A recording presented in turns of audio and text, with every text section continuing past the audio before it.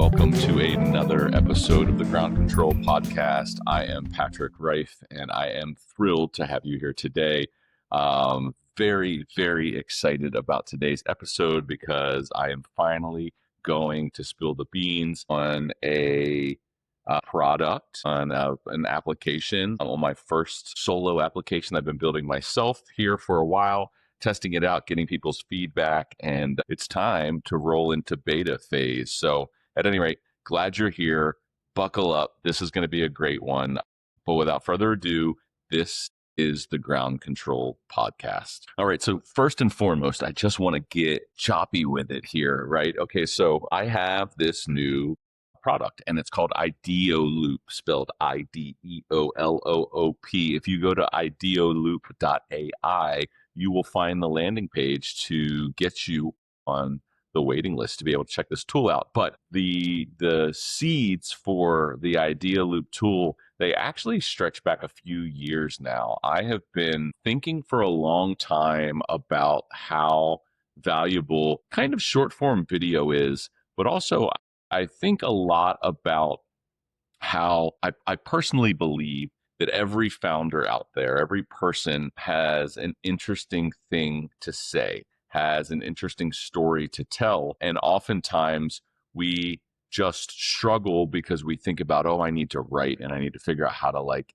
capture my story and tell it the way I see it. And I sit down to write and it's just a blank white page and I get writer's block and all of these things. And those are all very, very valid challenges that we all face. However, I think that there is a very creative way to move past that.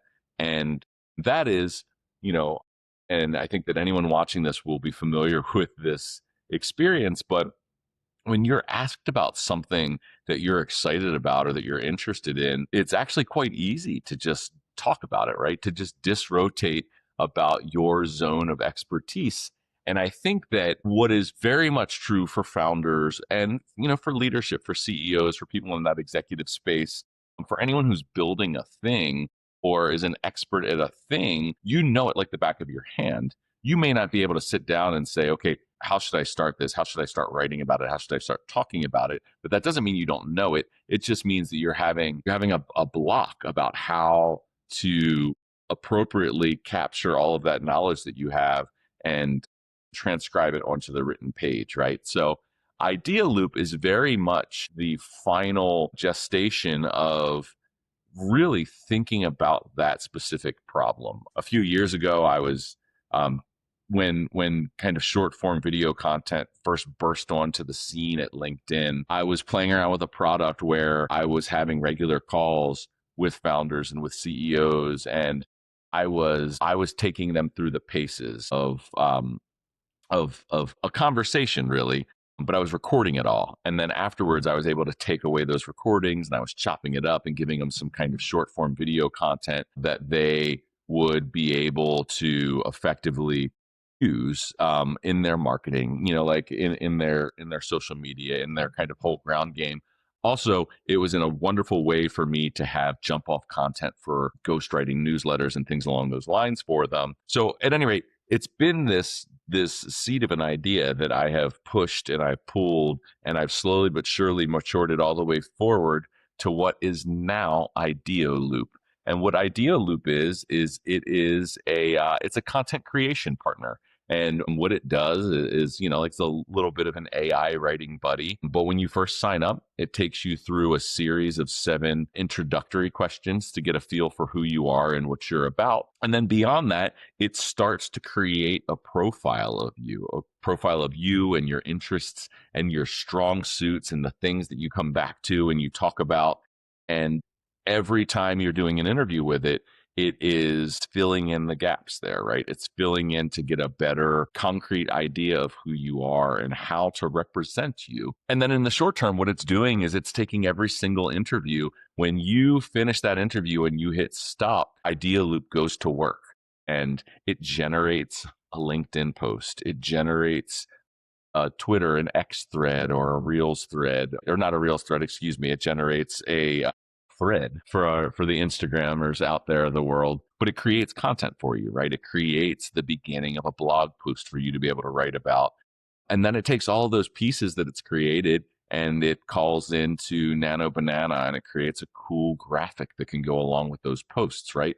So you do a quick 3-4 minute interview, and the takeaway is a post that is in your subject area of interest. It's in your voice with your own hangups and your own connotations. It's using all of the best writing models to take that transcription from the interview and to turn it into something that is absolute gold for your social media engagement. So maybe like if I were to get back into a little bit of like the origin story for how I got here. So for anyone that's been following along for like any amount of time, you may know that I started the ground control writing journey a little over 2 years ago, and it started very much in earnest with a ConvertKit account and a few subscribers and just me writing and pouring my heart out. And that went really, really well. But one of the things that I struggled with was how to take that angle of kind of emotional and vulnerable writing and also have it make sense in the gesture that I wanted it to, which was to help me, one, to get my ideas out there, but to help me start to build a business around that. That was like a big challenging thing for me, was how do I meld these things together? And I didn't nail it. I didn't do it well at all. Ultimately, once I got the newsletter writing figured out, what I realized I didn't have figured out was how to grow my list. And a lot of list growth happens on social media. But writing a newsletter and writing for social media engagement aren't really the same thing. And there are a lot of, just as there are tricks and tips for any avenue of life to optimize and to tilt you towards the potential for greater success, whether it's newsletters or whether it's, how you write your ads to convert with Google Ads platform. So is that true for writing for social media?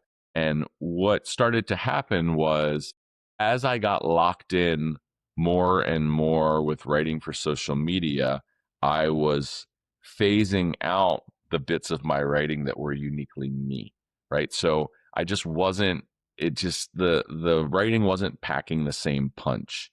But still, I was willing to compromise because I was trying to build this list. And for me, I was like, okay, that's all fine and good as long as the ends justify the means, right? So if I can start to build a bigger list and then I can still show up as the authentic dude when that newsletter comes out, then like everything will sort itself out. But the problem is in that kind of place of compromise, it's very easy to lose the forest for the trees quite quickly.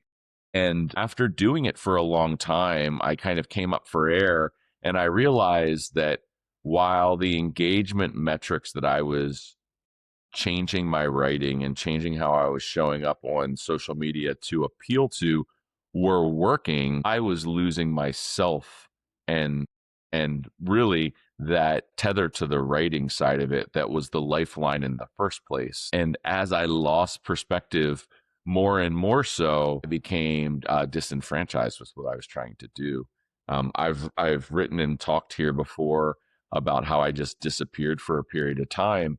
And the reason that I was able to stay disappeared, I mean, the reason that I disappeared was that it had become so soulless to me that I just dreaded it. Like I dreaded every single moment of what I was doing because it just fucking sucked. It wasn't cool. It wasn't what I was trying to do.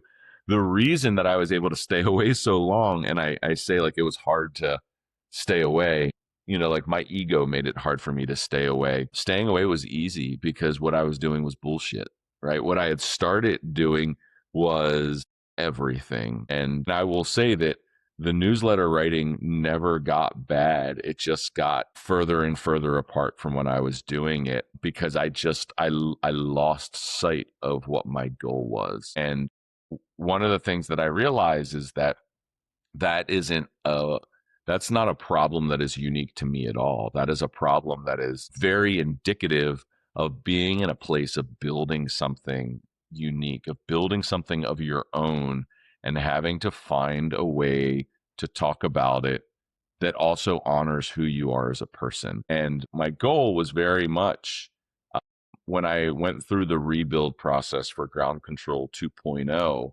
my goal was very much okay, like, how do I take these things that are very important to me and stitch them together in a way that one doesn't cut the throat of the other one, to be a little morbid in my analogy, but like, how can I build this thing so that way the things that I'm talking about are complementary, but they also accomplish the goals that they're trying to get to together instead of independently.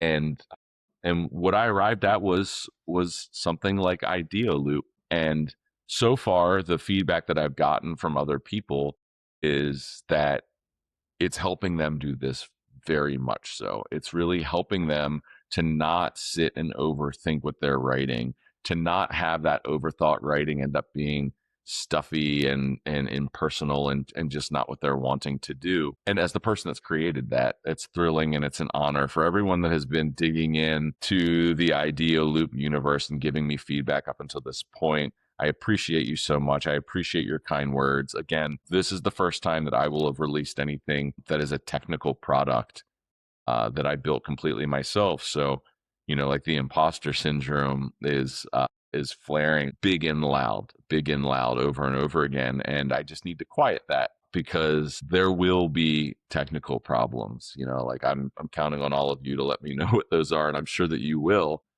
But I try to keep in the center of my heart and in the center of my mind the knowledge that the impetus for building this thing is righteous and it is good, right? It is a drive towards helping people better express themselves through written content.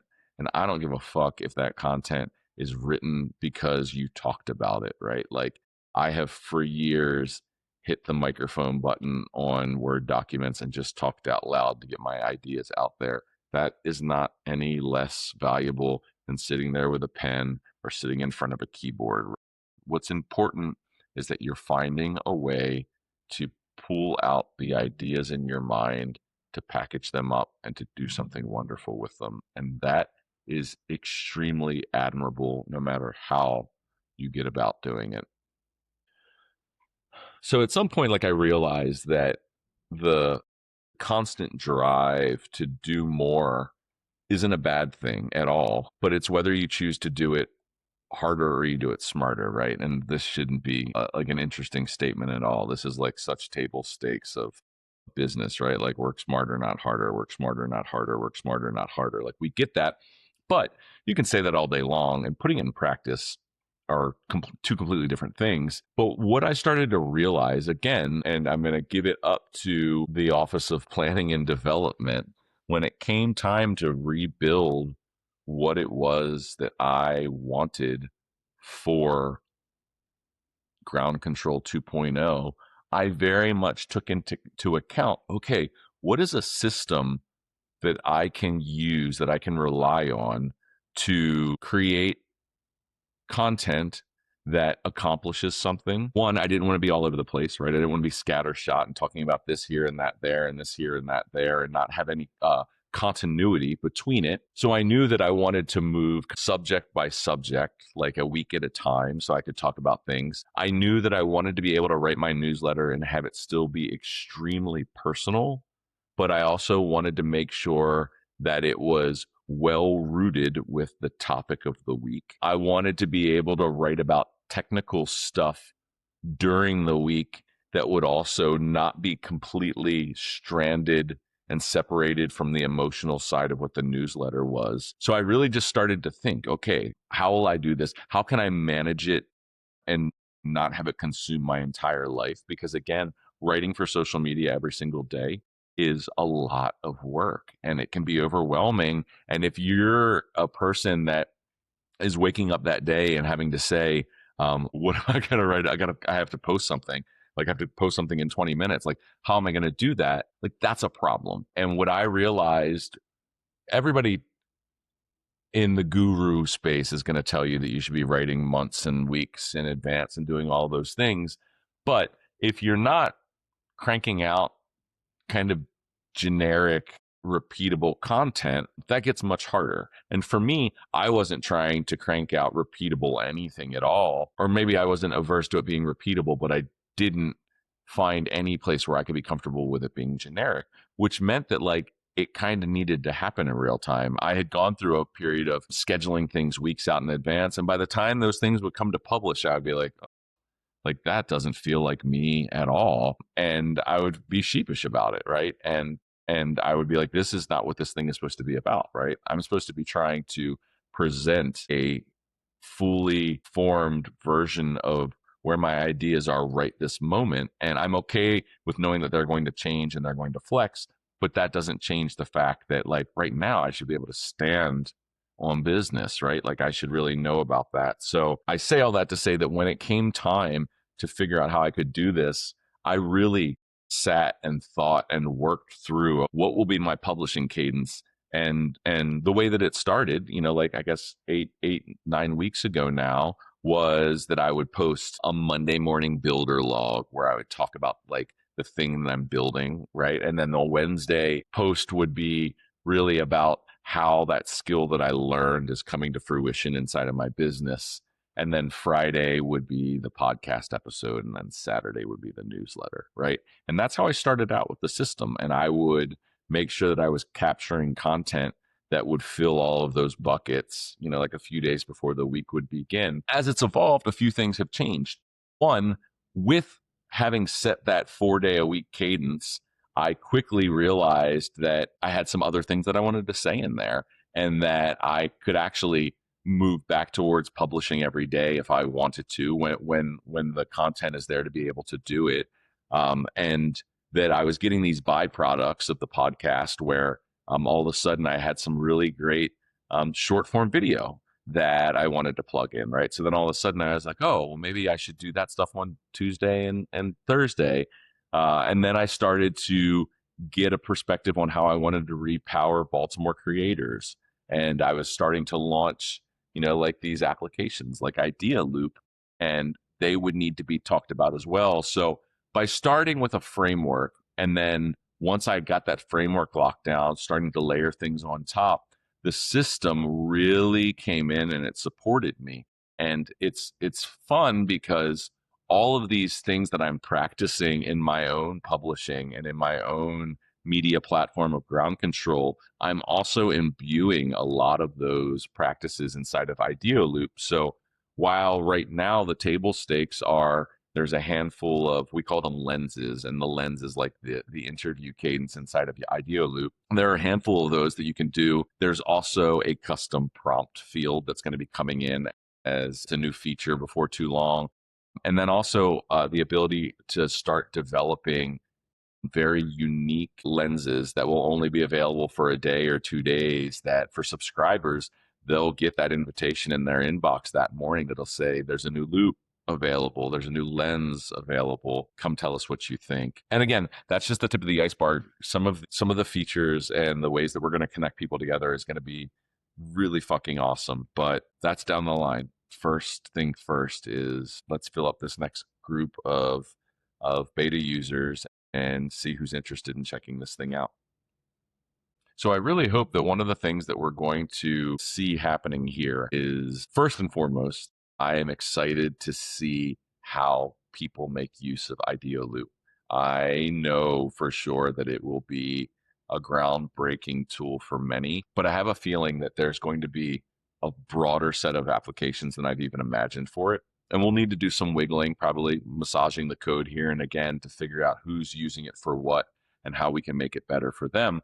But also, as living, breathing in front of you, like part of this is to inspire community to build their own things. And this is where I'm going to wrap it up for today, because this is another thread that I want to really start leaning into more and more here on this podcast. Actually, there's a little note I have. Let me grab this really quickly.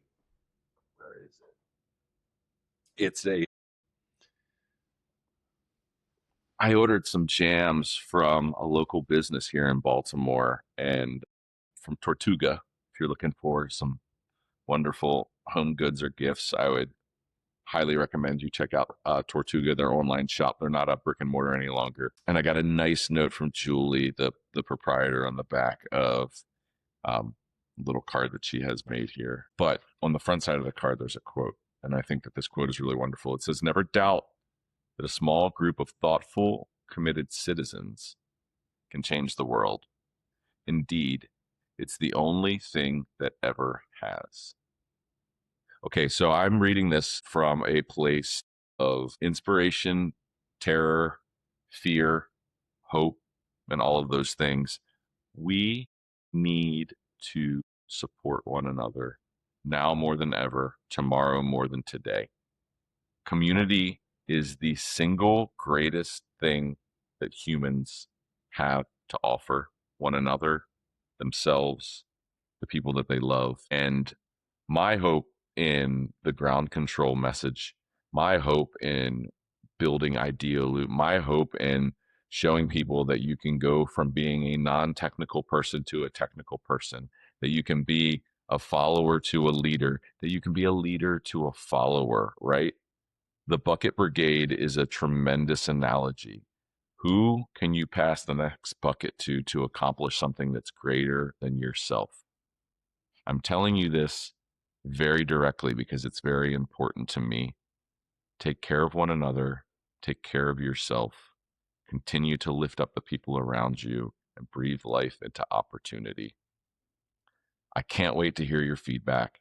Please, if this has been interesting to you, I would encourage you, head over to Ideoloop.ai and get on the list. I would love to let you use the tool and hear what you think about it. If you're here in Baltimore and this message of community has resonated and being a builder and doing those things, please head to baltimorecreators.com and get on the list. We are going to start having some amazing in-person events, some Builder Fridays events, some co-working things that are going to be really wonderful. We're going to figure out how to shine the bat signal in the sky and collect ourselves together, so that way we can build things, we can support one another, and we can continue to do amazing, amazing things. So without further ado, I'm Patrick Rife.